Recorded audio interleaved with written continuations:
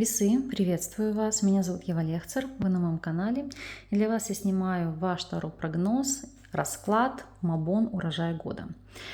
Мабон — это у нас период осеннего равноденствия, когда мы подводим итоги периода, то есть с начала года, это у нас имболк с 1 февраля, да, и что мы собрали, какой урожай, на что нам нужно опереться, что нам нужно доделать до конца года, что доработать и с чем по факту мы останемся.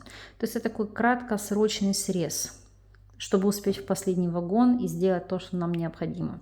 Плюс данный расклад нам покажет перспективу, какие события вас будут ожидать до следующего имболка, то есть до февраля 2023 года. Что ж, настраивайтесь. Будем смотреть, с чем вы дошли до этого периода, до 23 сентября, и что предстоит еще проработать. Итак, что все это время вам давало основу, откуда вы черпали свои жизненные силы. И здесь, как мы видим, у нас аркан суд. По суду чаще всего это восстановление. То есть у кого-то кто-то восстановился здоровье и как следствие воспрянул духом, жизнь заиграла новыми красками. Для кого-то завершение судебных процессов, у кого-то восстановиться на прежней работе, либо восстановить взаимоотношения, или были укрепления взаимоотношений с родственниками, если были какие-то конфликты. Для кого-то возврат на родину или обретение новой родины, потому что суд — это ваши корни, то есть там, где вы себя комфортно ощущаете. Опять же, поддержка рода, поддержка семьи. У кого-то восстановление авторитета и статуса, если кто-то пытался каким-то образом его попереть. То есть, и самое главное, поскольку суд — это у нас легкость, это возрождение и это перемены. Перемены какого плана? Во многом это смена профориентации. То есть вы работали на одной работе и неожиданно для себя у вас может происходить перемена. Допустим, вы идете в другую деятельность. Или же, но по принципу, вы работали сами на себя. Допустим, вы косметолог. Это все привожу примеры, чтобы вам было понятно. Но вы понимаете, что вы устали от рутины, вы не хотите больше заниматься, как я говорю, бытовыми процессами, вы хотите обучать, расти личностно.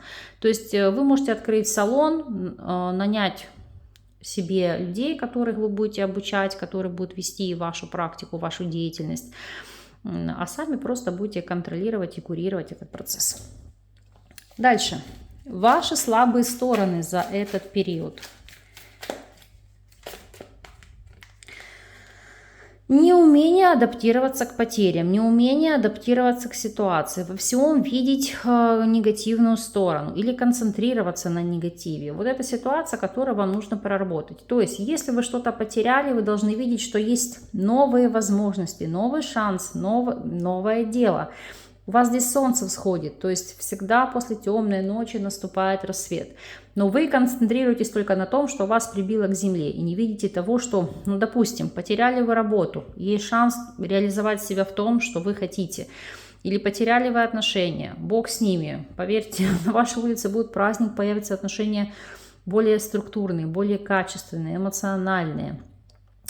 Но вы не хотите над этим работать. Вот в чем основная беда. Дальше. Ваши сильные стороны в этой ситуации. Ваши сильные стороны – умеренность. То есть все-таки здесь, это, знаете, как попытаться абстрагироваться от этой ситуации. Я не говорю, что негативные эмоции вас не гнетут, но, знаете, как закрываться внутри, не показывать свои эмоциональные переживания социуму. Держать это все вовне, знаете, как наблюдать за происходящим одним глазом. Ну, то есть, с одной стороны, это плюс, что вы не выдаете, что у вас происходит в жизни, но с другой стороны, эта ситуация может сыграть против вас, потому что, когда вам действительно нужна помощь и поддержка, вы никому об этом не скажете. Поэтому, ну, сильные стороны — это такое. Единственное, что могу назвать здесь сильной стороной, если у кого-то были проблемы, нужно было навести порядок в режиме дня, в вопросах питания, либо вы хотели заняться физическими нагрузками, то вы знаете, здесь как раз себя приучить и соблюдать этот жизненный баланс для восстановления энергии, для восстановления сил. За что вы должны быть благодарны прошедшему периоду. По шестерке мечей, но что данный период помог вам адаптироваться к переменам. Особенно если у кого-то это был переезд, смена места жительства, иммиграция, просто краткосрочные поездки, потому что это попытки подстроить свой опыт, свой багаж к текущим обстоятельствам.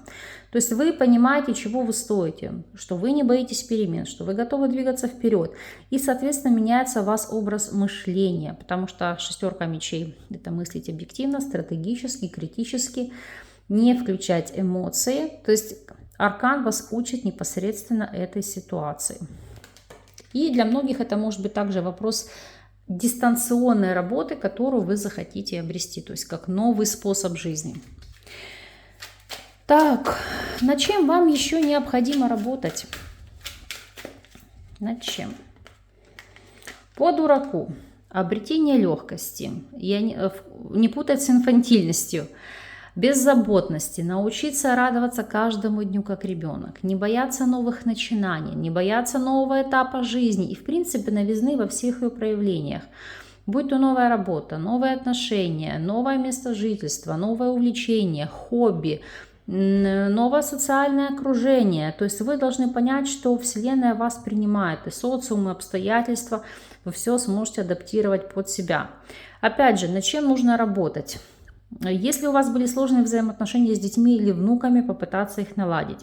Если у вас стояла и звучала тема продолжения рода, либо для кого-то усыновления, то есть не бояться идти в этом направлении и попытаться реализовать свою мечту. Дальше. Сейчас мы с вами посмотрим главный кармический урок периода. Тройка мечей – ситуация, которая разбивает вам сердце. То есть вы поймете, кто друг, кто враг, а кто просто так. Зачастую, конечно же, карта нам показывает ситуацию потерь.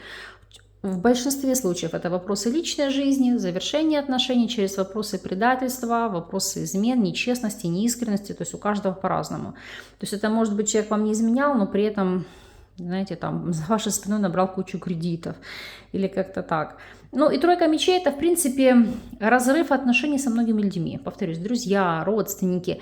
Ситуация, которая вас ранит, разбивает вам сердце, но учит вас жизни, сопоставить, взвесить, кто и как вам действительно относится, кто дорог, а кто просто транзитный пассажир в вашей жизни. То есть здесь через лишение, через ограничения. У кого-то, к сожалению, через физическую потерю знакомых, друзей или родственников. Потому что это ситуация, которая заставит жить по-новому. Ну, как есть. Далее. Какой кармический урок вам предстоит пройти в рамках следующего периода? То есть это вот с 23 сентября 2022 по февраль 2023. Паж мечей – это аналитика, это нестандартное мышление, это взвешивать любую информацию, перепроверять, то есть не вестись на слово, не доверять бездумно окружению, информации, людям. И осознание того факта, что вам нужно больше опыта, больше навыков, особенно если вы стремитесь получить новую работу, реализовать себя в новой нише, какой-то новый вид деятельности, то есть копать глубже. Искать, допустим, лучшие университеты, лучшие школы, курсы, либо наставников, чтобы получить этот опыт. То есть не хвататься за первое попавшееся, могу сказать, информацию, либо тех людей, которые могут перечень услуг предоставлять. И если это вопросы личной жизни, то научиться оценивать людей не по словам, а по поступкам, потому что паж мечей – это аналитика. Проверить человека в каких-то, не могу сказать, что экстренных ситуациях, но даже в бытовых аспектах и понять, это любовь, это блажь или просто вами пользуются.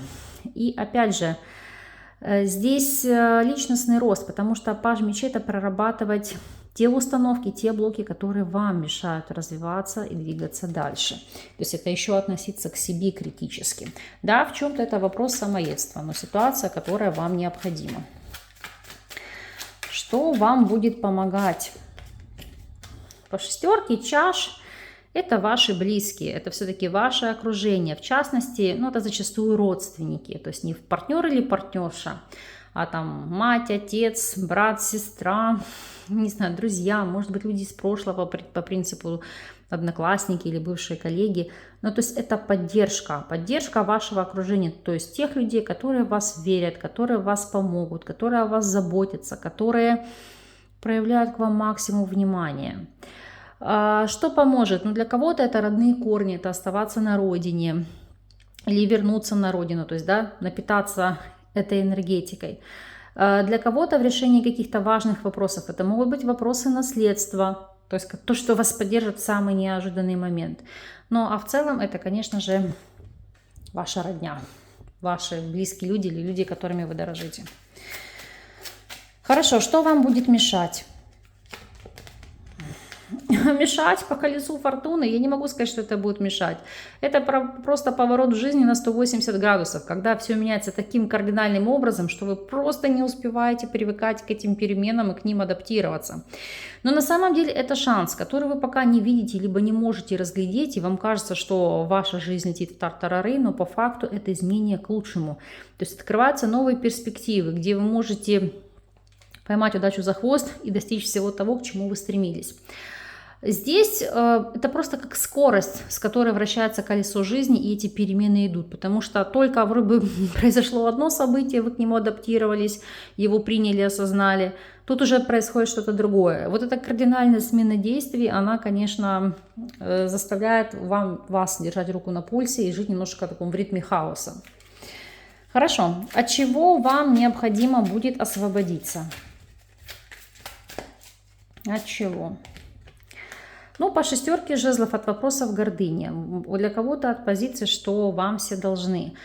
Проработать в чем-то нарциссизм. Более того, шестерка жезлов, вы должны понимать, что если вы достигли в жизни какого-то триумфа или успеха, то этот триумф и успех вы получили не только потому, что вы такой классный, умный, красивый, а за счет вашего окружения, которое в вас верило, вас поддерживало и в самую трудную минуту вам помогало. То есть вот это нужно понять, осознать и проработать, что это не вы сами, это ваше окружение сделало вас таким, и вам нужно быть за это благодарными. Еще шестерка жезлов, от чего нужно освободиться.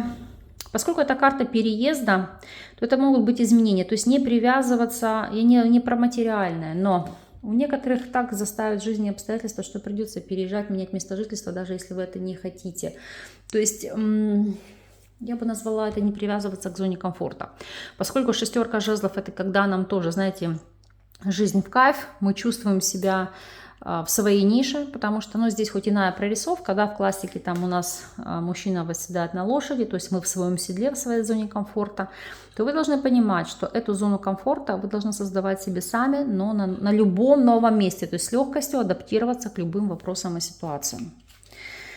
Так, чего вы сможете достичь до конца, ну, то есть периода, а именно до февраля 2023 года.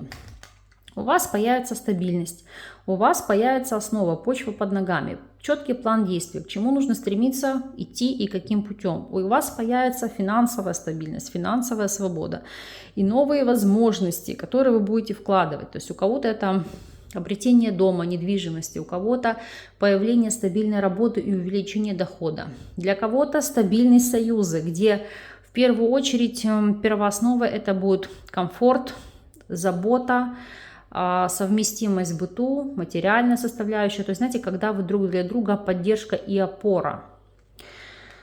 Поэтому это то, что вы сможете приобрести. И совет вам здесь по ситуации. Сейчас посмотрим. Ну, совет. Четверка жезлов. Карта семьи. Карта рода. Аркан, который вам говорит о ситуации, что вам нужно налаживать взаимоотношения с близкими, с родными, с родственниками, если у вас были какого-либо рода конфликты. Помимо всего прочего, это карта, которая указывает на вопросы, связанные с недвижимостью. То есть для кого-то это выгодная продажа, для кого-то покупка, вопросы уюта, обустройства, зоны комфорта. Опять же, карта праздника. Научиться радоваться каждому дню. Даже среди мглы видеть минуты для счастья, найти повод для радости. Опять же, ценить свое окружение, потому что обратите внимание, вот у вас, если смотреть красной нитью, вот здесь суд, семья, здесь 6 чаш, здесь 4 жезлов. Именно они вас поддерживают, дают вам стабильность в жизни, дают мотивацию жить, творить, любить, двигаться дальше. А самое главное, это ваш источник силы, потому что благодаря вашим близким, вашей семье вы процветаете. Но еще как совет, если все-таки стоял вопрос у кого-то создания семьи, то не тяните с этим, ситуация этому благоволит. Вот такой расклад, вот такой период. Я искренне верю в то, что информация для вас будет во благо, и вы увидите здесь зерно истины, которое вам нужно применить на практике. Вас же я благодарю за просмотр, с вами не прощаюсь и до новых встреч.